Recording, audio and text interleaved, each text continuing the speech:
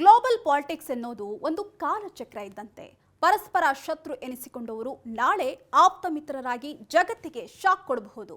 ಈಗ ಮಿತ್ರರಂತೆ ಇರೋರು ನಾಳೆ ಪರಸ್ಪರ ಕತ್ತಿ ಹಿಡಿದು ಯುದ್ಧಕ್ಕೆ ನಿಲ್ಬಹುದು. ಇಲ್ಲಿ ಯಾವುದೂ ಕೂಡ ಶಾಶ್ವತ ಅಲ್ಲ. ಗೆಳೆತನ, ಶತ್ರುತ್ವ ಎನ್ನುವುದು ಸಂದರ್ಭಕ್ಕೆ ತಕ್ಕಂತೆ ನೀತಿ ಬದಲಾಯಿಸುವಂತಹ ಚಾಕಾಚಕ್ಯತೆಯೇ ಮೊದಲು ಕೆಲಸ ಮಾಡೋದು. ಇದಕ್ಕೆ ಪ್ರಮುಖ ಉದಾಹರಣೆ ಅಂತ ಹೇಳಿದ್ರೆ ನಮ್ಮ ನೆರೆಯ ರಾಷ್ಟ್ರ ಚೀನಾ. ಹೌದು, ಇಷ್ಟು ದಿನ ಭಾರತದೊಂದಿಗೆ ತನಗೂ ಕೂಡ ಅಜನ್ಮ ವೈರತ್ವ ಇದೆ ಎಂಬಂತೆ ವರ್ತಿಸ್ತಾ ಇದ್ದಂತಹ ಚೀನಾ ಇದೀಗ ಏಕಾಏಕಿಯಾಗಿ ಭಾರತವನ್ನ ತನ್ನ ಮಿತ್ರ ರಾಷ್ಟ್ರಗಳ ಪಟ್ಟಿಗೆ ಸೇರಿಸಿಕೊಂಡಿದ್ದು ಭಾರತೀಯ ಪ್ರವಾಸಿಗರಿಗೆ ಬರೋಬ್ಬರಿ 85,000 ವೀಸಾಗಳನ್ನ ವಿತರಿಸಿದೆ. ಹೌದು, ಜನವರಿ 1ರಿಂದ ಏಪ್ರಿಲ್ 9ರವರೆಗೆ ಭಾರತೀಯ ಪ್ರವಾಸಿಗರಿಗೆ ಒಟ್ಟು 85,000 ವೀಸಾಗಳನ್ನ ನೀಡಿದ್ದು ಕಳೆದ ಬಾರಿಗೆ ಹೋಲಿಸಿದ್ರೆ ಈ ಬಾರಿ ಹೆಚ್ಚಿನ ಸಂಖ್ಯೆಯ ವೀಸಾಗಳನ್ನ ಕೂಡ ವಿತರಣೆ ಮಾಡಿದೆ.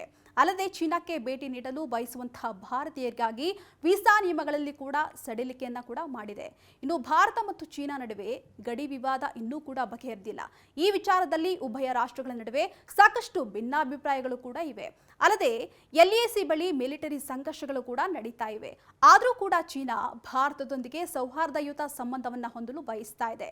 ಇದಕ್ಕೆ ಪೂರಕವಾಗಿ ವೀಸಾ ನೀಡಿಕೆ ಹೆಚ್ಚಳವು ಭಾರತ ಮತ್ತು ಚೀನಾ ನಡುವಿನ ಬಾಂಧವ್ಯವನ್ನ ಬಲಪಡಿಸುವಂತಹ ಪ್ರಯತ್ನವಾಗ್ತಾ ಇದೆ. ಇನ್ನು ಸಾಂಸ್ಕೃತಿಕ, ಶೈಕ್ಷಣಿಕ, ವ್ಯಾಪಾರ ಮತ್ತು ಪ್ರವಾಸೋದ್ಯಮ ವಿನಿಮಯಕ್ಕೆ ಈ ನಡೆ ಸಹಾಯ ಕೂಡ ಮಾಡಲಿದ್ಯಂತೆ.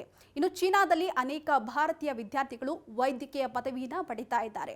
ಈ ಹಿಂದೆ ಕೋವಿಡ್ ಕಾರಣದಿಂದ ಸ್ಥಗಿತಗೊಂಡಿದ್ದಂತಹ ವಿದ್ಯಾರ್ಥಿಗಳ ಪ್ರಯಾಣ ಮತ್ತೆ ಆರಂಭವಾಗಿದ್ದು ಇದು ವಿದ್ಯಾರ್ಥಿಗಳಿಗೆ ಅನುಕೂಲ ಕೂಡ ಆಗ್ತಾ ಇದೆ.